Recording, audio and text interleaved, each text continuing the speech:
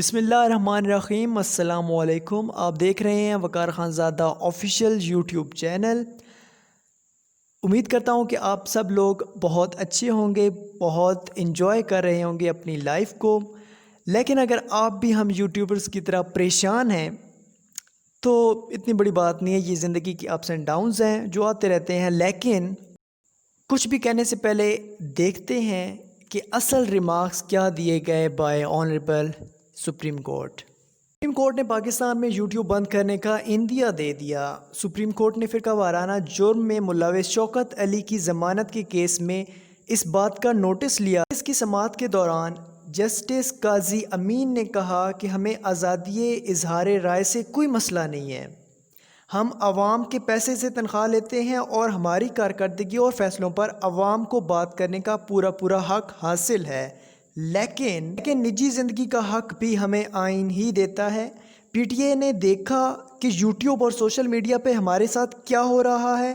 ہمارے خاندانوں کو بخشا نہیں جاتا، فوج، عدلیہ اور حکومت کے خلاف لوگوں کو اکسایا جاتا ہے۔ ایسے جرم کے مرتکب کتنے لوگوں کے خلاف پی ٹی اے نے کارروائی کی۔ یہ جتنے بھی ریمارکس دیے گئے بائی جسٹس قاضی امین صاحب، کوئی بھی پرسن، ایک سین پرسن جس کا تھوڑا سا بھی دماغ ہے، کوئی بھی ان سے مخالف نہیں ہو سکتا اور ان پہ کوئی ڈسکشن بھی نہیں ہو سکتی کہ یہ درست ہیں یا غلط ہیں، کیونکہ صاف سی بات ہے کہ اگر کوئی ایک پرسن کسی بھی ادارے کی طرف سے کام کر رہا ہے تو اگر اس کی کارکردگی کا کویشچن کیا جائے گا تو وہ درست ہے، لیکن اس کی نجی لائف پہ کوئی بات نہیں ہونی چاہیے۔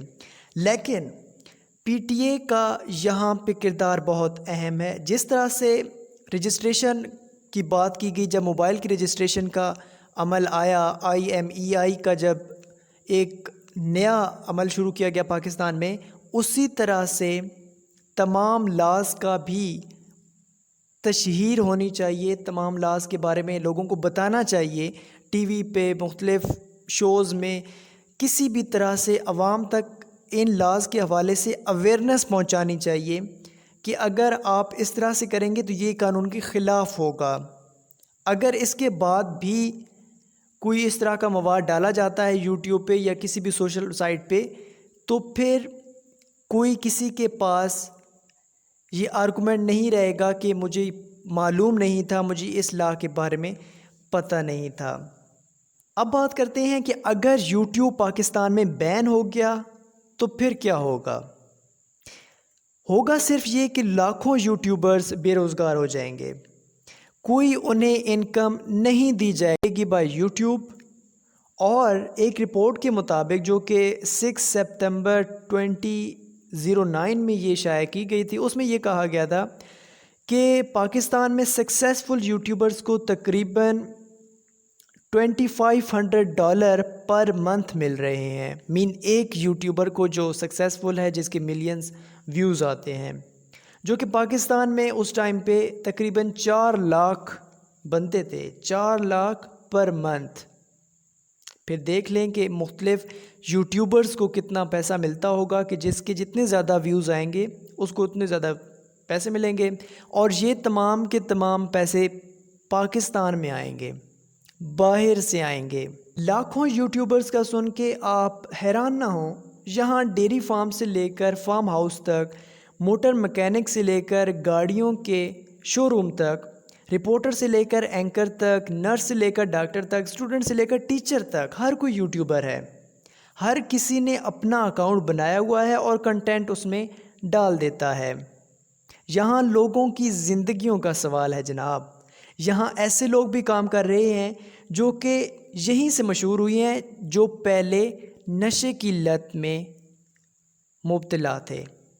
یہاں لوگ ریسرچ کر کے اندر کی خبریں دیتے ہیں، اور اچھے برے لوگ تو ہر جگہ موجود ہوتے ہیں۔ اچھائی سے ہی برائی کو ختم کیا جا سکتا ہے، لیکن پلیٹ فارم کو ہی بین کر دینا، پلیٹ فارم کو ہی ختم کر دینا کسی مسئلے کا کوئی حل نہیں ہوتا۔ اگر پاکستان واقعی چاہتا ہے کہ یوٹیوب کے ساتھ نیگوسیشن کے عمل کے ذریعے سے ریگولیٹ کیا جائے یوٹیوب کو اور باقی تمام ایپس کو، تو پاکستان کو اپنی نیگوسیشن پاورز کو سٹرونگ کرنا پڑے گا، اور وہ ہوتی ہے بائی لابنگ۔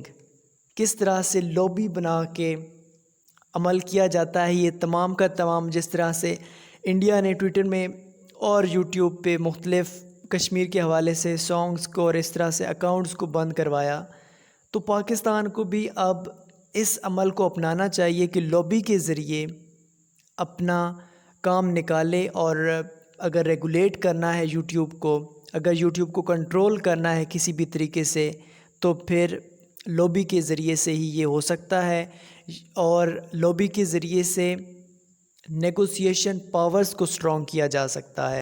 اچھا، یہاں پہ کافی ایک مزے کا سینیریو چل رہا ہے کہ مختلف ویڈیوز میں جو تھم نیل استعمال کیا جاتا ہے اس میں ایک طرف یہ لکھا جاتا ہے کہ یوٹیوب کو پاکستان میں بین کیا جا رہا ہے، یہ وہ ہے، اور دوسری طرف کسی بھی حکومتی رکن کی اور خاص طور پر پرائم منسٹر کی پکچر لگا دی جاتی ہے۔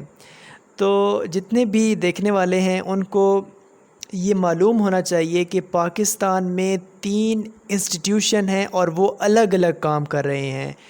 فرسٹ ون از گورنمنٹ جو کہ ایگزیکٹو ہے، then judiciary and then arm forces. تو یہ تینوں الگ الگ کام کر رہے ہیں، یہ تینوں الگ الگ انسٹیٹیوشن ہیں جن کو پاکستان کے ستون بھی کہا جاتا ہے۔